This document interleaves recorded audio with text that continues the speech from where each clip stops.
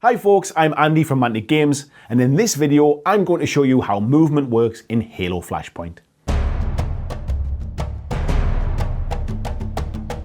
In Halo Flashpoint, the battlefield and the arenas are represented by an 8x8 square gridded mat, on which you place buildings and other bits of scenery.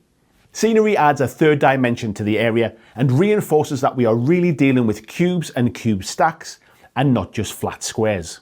Movement is as simple as moving your model up to the required number of cubes according to your SP stat. The first number is how far you can advance as a short action, and the second number is how far you can sprint as a long action. So in this instance, our Spartan Brawler can move up to 2 cubes as a short action and up to 3 cubes as a long action. Models in Halo Flashpoint can move forwards, backwards, diagonally, and up and down to adjacent cubes.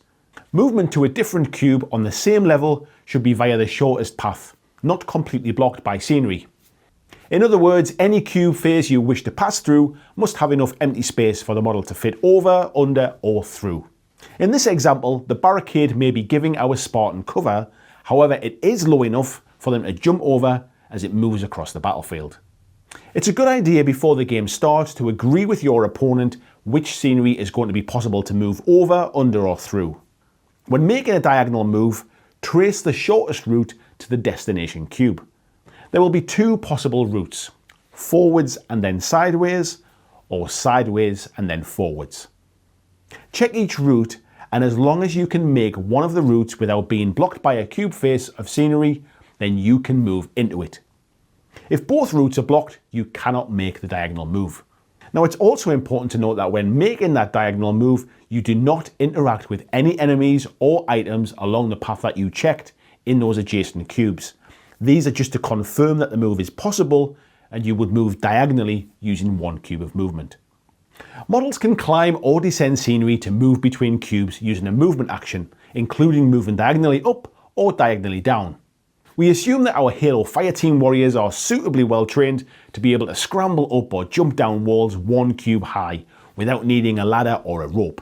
Whenever a movement requires upwards movement, there must be a full or partial wall to ascend, and just like moving on the same level, you just need to ensure that there's a possible route that allows you to climb up or to drop down to your destination cube. In this instance, our Spartan could move up to the cube in position A using 1 cube of movement. However, they could not move up to cube position B using 1 cube of movement, as the shortest route is blocked by the scenery. It could, however, move up using 2 cubes of movement. Halo Flashpoint models can jump down 1 cube without any penalty.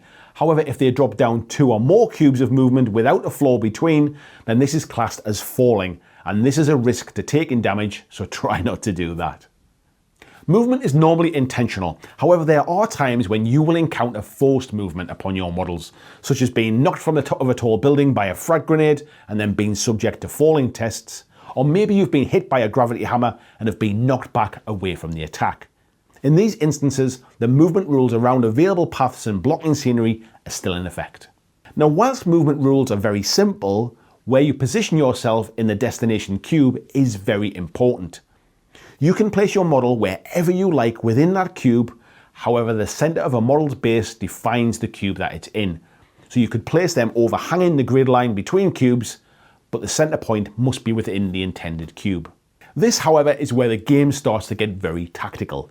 The exact placement of your model in a cube can mean the difference between ending behind cover, completely out of sight from your enemy, or being left out in the open, giving your opponent a clear shot and those extra bonus dice when shooting at you, so plan your positioning carefully. A cube can contain a maximum of 2 models from a single fire team. However, it is possible to have 2 different fire teams to each have 2 models in the same cube, making a total capacity of 4 models. There are further details in the rulebook on pages 24 and 25 to cover some instances which will infrequently crop up due to some more complex terrain choices. However, what I've explained here will cover 95% of what you'll need to know to just get playing Halo Flashpoint. Join me in the next video where we'll go over how shooting ranged weapons works.